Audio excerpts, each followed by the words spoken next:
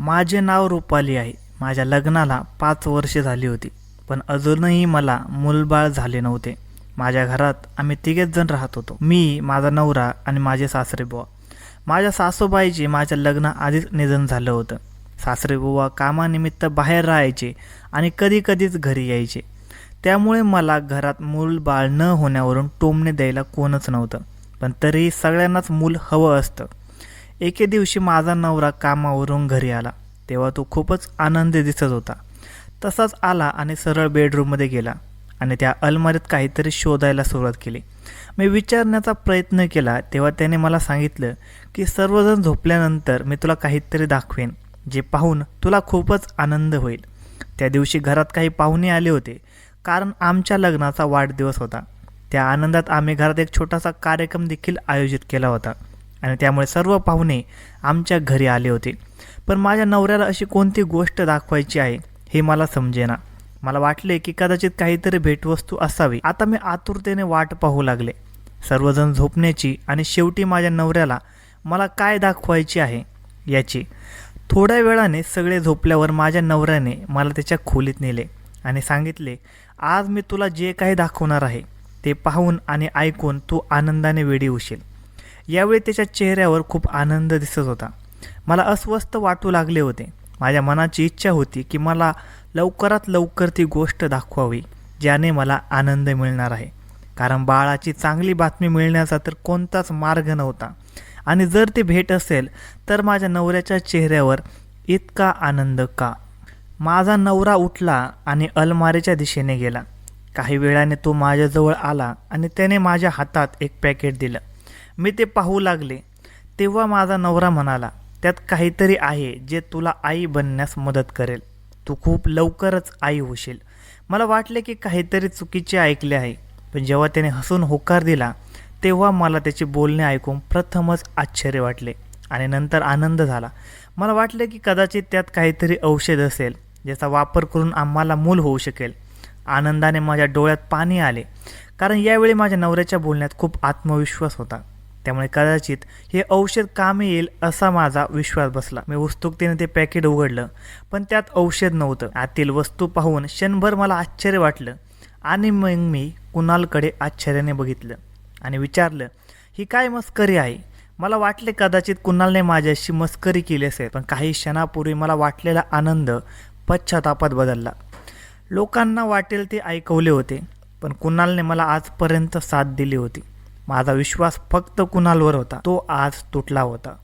जेव्हा माझ्या डोळ्यातून अश्रू येऊ लागले आणि मी त्याच्याकडे बघितलं तेव्हा कुणाल म्हणाला, रुपाली, हीच ती गोष्ट आहे जी तुला आई होण्याचं सुख देऊ शकते. मी पुन्हा एकदा त्या पॅकेटमध्ये ठेवलेल्या बाटलीकडे पाहिलं. ती हिरव्या रंगाची होती. याशिवाय त्या पॅकेटमध्ये दुसरे काहीच नव्हतं. कुणालने माझ्या हातातून बाटली घेतली आणि सांगितले, ही अशी गोष्ट आहे जी तुला गर्भवती करू शकते. हे वनस्पतीचा रस घालून विशिष्ट पद्धतीने तयार केलेले तेल आहे. जर कोणी महिला हे तेल पोटावर लावून झोपते तर ती गर्भवती होते. कुणाल जे काही बोलला त्यावर माझा विश्वास अजिबात देखील बसत नव्हता. तेलाने महिला गर्भवती कशी काय होऊ शकते?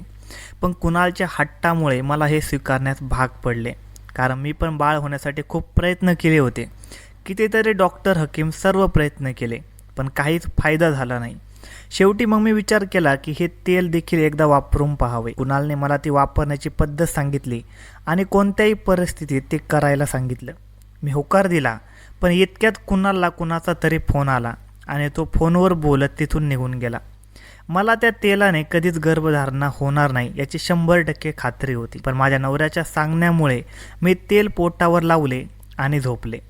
पहिल्यांदा मला वाटले की माझ्या पोटात जात आहे. मला विचित्र भीती वाटू लागली. या तेलात खरंच काहीतरी विशेष आहे का? पण मग मला वाटले की मी खूप जास्त विचार करते. ते फक्त एक तेल होते.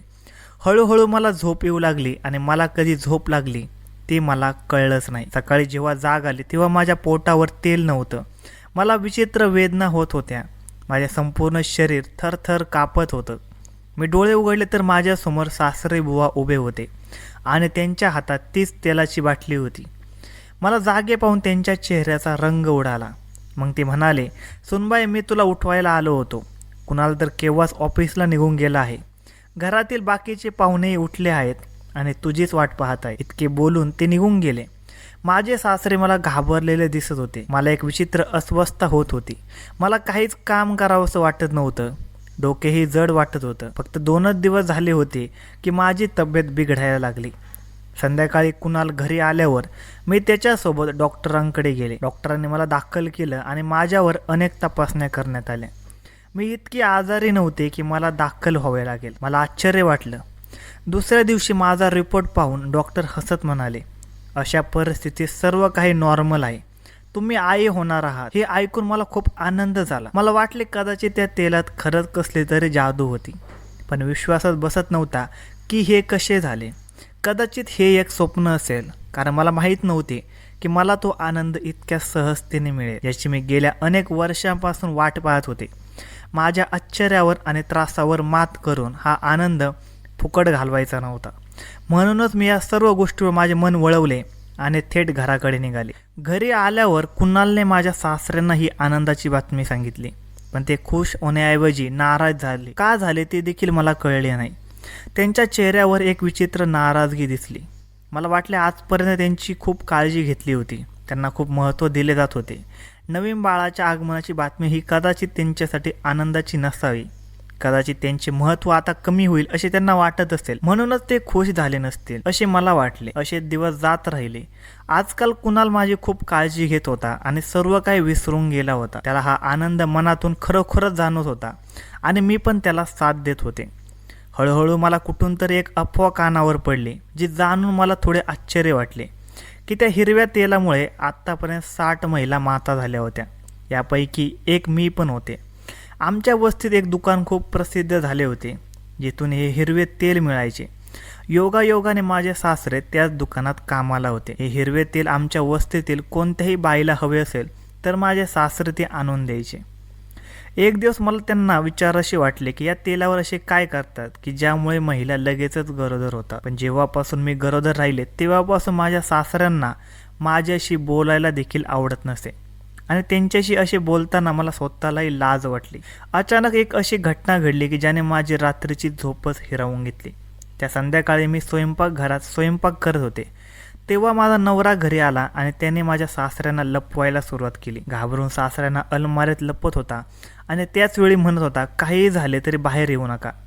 मी माझ्या नवऱ्याला सतत कारण विचारत होते, पण तो काहीच सांगत नव्हता. मग अचानक पोलीस घरात आले आणि माझ्या नवऱ्याला कुणाला पकडून घेऊन गेले. मी कारण विचारत राहिले, त्यांच्यासमोर हात जोडत राहिले, पण त्यांना दया आली नाही. माझ्या नवऱ्याने स्वतःला सोडवण्याचा प्रयत्न देखील केला नाही. तो शांतपणे पोलिसांसोबत निघून गेला. सर्व निघून गेल्यावर मी माझ्या सासऱ्यांना बाहेर काढलं. मला त्यांच्यावर संशय आला. मला माहीत नाही त्यांनी असे काय केले की कुणालने स्वतःला पोलिसांच्या स्वाधीन केलं. मी माझ्या सासऱ्यांना विचारलं, तुम्ही असे काय केले की तुमच्यामुळे माझ्या निरपराध नवऱ्याला पोलिसांनी अटक केली? आता तुमचे वय काय आहे? तुम्हाला काही लाज वाटते की नाही?